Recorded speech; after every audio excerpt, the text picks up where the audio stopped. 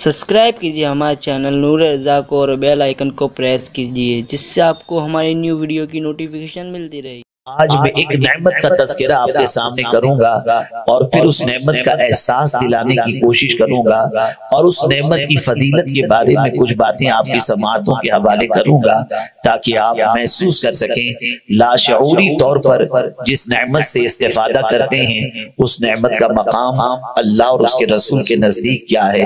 قرآن کہتا ہے وَلَقَدْ آتَيْنَاكَ سَبْعًا مِنَ الْمَثَانِي وَالْقُرْآنِ الْعَظِيمِ، اور بے شک ہم نے آپ کو 7 دہرانے والی آیتیں عطا فرمائیں اور عظمت والا قرآن۔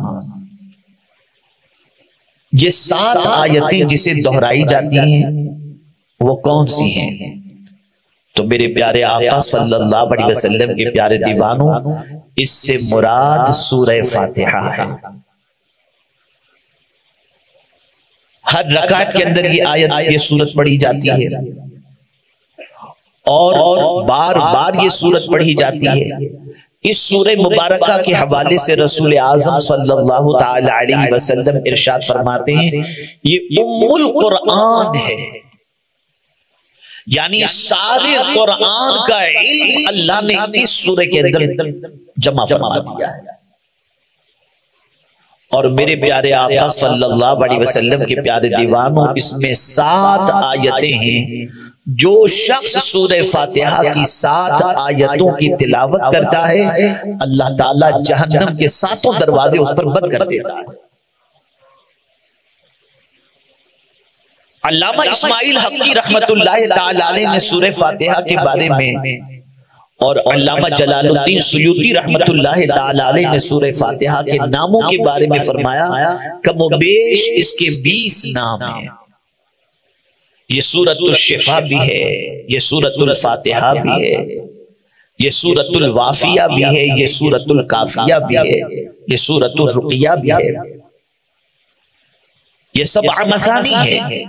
یہی واحد وہ سورت ہے جو 2 مرتبہ نازل ہوئی، مکہ میں بھی نازل ہوئی اور مدینے میں بھی نازل ہوئی۔ میرے پیارے آقا صلی اللہ تعالی علیہ وسلم کے پیارے دیوانوں، علامہ اسماعیل حقی رحمت اللہ تعالی علیہ تفسیر روح البیان کے اندر ارشاد فرماتے ہیں اگر کوئی شخص پاک برتن میں پاک پانی سے پاک برتن میں اس سورہ مبارکہ کو لکھے اور اس کے بعد پاک پانی سے اس برتن کو دھوئے اور اس کے بعد اس پانی کو مریض کے چہرے پر لگا دے تو اللہ اسے شفا عطا فرما دے گا۔ اور فرمایا گیا اگر کوئی شخص چینی کے برتن میں کانچ کے برتن میں مشک سے سورہ فاتحہ لکھے اور عرق غلاب سے اسے دھوئے اور اس کے بعد وہ پانی کند ذہن بچے کو اگر پلا دیا جائے 7 دن تک تو اس کی یادداشت اتنی اسٹرانگ ہو جائے گی جو ایک بار پڑھے گا اسے یاد ہو جائے گا۔ میرے پیارے آقا صلی اللہ تعالی علیہ وسلم کے پیارے دیوانوں، آپ اندازہ لگائیں یہ سورہ فاتحہ اللہ نے عطا فرمائی، رسول اعظم صلی اللہ علیہ وسلم کے ذریعے عطا فرمائی، آقا کریم صلی اللہ علیہ وسلم کے صدقے میں عطا فرمائی۔ میرے پیارے آقا صلی اللہ تعالی علیہ وسلم کے پیارے دیوانوں، سلسلے چشتیہ کے اندر اور تقریباً مشائخ کے یہاں بیماروں کے علاج کے لیے سورہ فاتحہ کو بہت عظیم کہا گیا ہے اور اس کے ذریعے علاج کے مختلف طریقے بتائے گئے ہیں۔ آئیے میں سورہ فاتحہ کی فضیلت کے حوالے سے کچھ عرض کرنے کی بجائے میں آج اس کی پہلی آیت کے بارے میں کچھ باتیں سمجھانا چاہتا ہوں تاکہ تعلق باللہ مضبوط ہو جائے، اللہ سے رشتہ مضبوط ہو جائے، اللہ کی محبت دل میں پیدا ہو جائے۔ اللہ عز و جل نے اپنے محبوب صلی اللہ علیہ وسلم کو یہ 7 آیتوں والی سورت، یہ دہرائی جانے والی آیتوں والی سورت جو اللہ نے عطا فرمائی ہے، اس کی پہلی آیت پر دیکھیں، غور کریں۔ اللہ عز و جل نے فرمایا الحمدللہ رب العالمین، یہ سورہ فاتحہ کی پہلی آیت ہے۔ اللہ اکبر، تمام خوبیوں کا مالک کون ہے؟ تمام تعریف کا مالک کون ہے؟ اللہ عز و جل جو سارے جہاں کا مالک ہے۔ تمام تعریفیں اس اللہ کے لیے उस रब के लिए जो सारे जहां का मालिक है।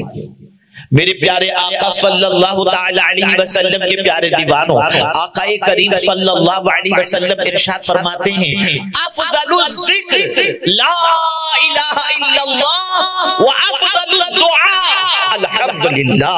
आकाए करीम सल्लल्लाहु अलैहि वसल्लम फरमाते हैं, सबसे अफजल जिक्र ला इलाहा इल्लल्लाह है और सबसे अफजल दुआ अल्हम्दुलिल्लाह। अब अगर कोई शख्स खाने के बाद अल्हम्दुलिल्लाह पढ़ता है, पानी पीने के बाद अल्हम्दुलिल्लाह पढ़ता है, नए लिबास से बेहतर करने के बाद अल्हम्दुलिल्लाह पढ़ता है, सुबह उठने के बाद अल्हम्दुलिल्लाह पढ़ता है, तो हुजूर सल्लल्लाहु अलैहि वसल्लम फरमाते हैं, अल्लाह अज़्ज़ व जल्ल को नेमत देकर जितनी खुशी नहीं होती उतनी बंदे का अल्हम्दुलिल्लाह कहने पर मेरा मौला खुश हो जाता है। मेरे मौला के नजदीक बंदे का अल्हम्दुलिल्लाह कहना ये बहुत महबूब है, बहुत पसंदीदा है। अब हम और शुक्र इन दोनों चीजों को थोड़ी सी समझने की कोशिश करें। हम कहते हैं किसी की जाती खूबियों की बुनियाद पर उसकी तारीफ की जाए उसे कहते हैं हम, और किसी के एहसानात के बदले में उसकी तारीफ की जाए उसे कहते हैं शुक्र। जाती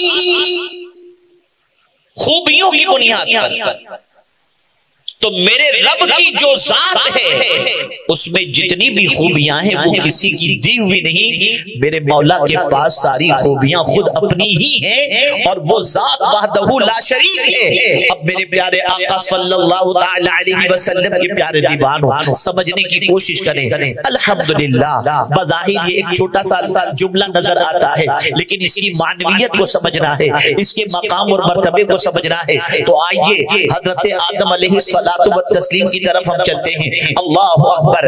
हजरत आदम अलैहिस्सलाम के जसद खाकी में जब रूह फूंकी गई और उसके बाद आपको छींक आई तो आपने अपनी ज़बान से कहा अल्हम्दुलिल्लाह। मेरे मौला को ये कहना इतना पसंद आया कि सूरह फातिहा की इब्तिदा उसी हजरत आदम अलैहिस्सलाम के जुमले से फरमा दी और अल्हम्दुलिल्लाह। अब बंदा जब कोई अल्हम्दुलिल्लाह कहता है, अल्हम्दुलिल्लाह रब्बिल आलमीन कहता है तो मेरे मौला की रहमत को जोश आता है और उस तारीफ करने वाले बंदे को अल्लाह ताला मजीद नेमतों से मालामाल फरमा देता है।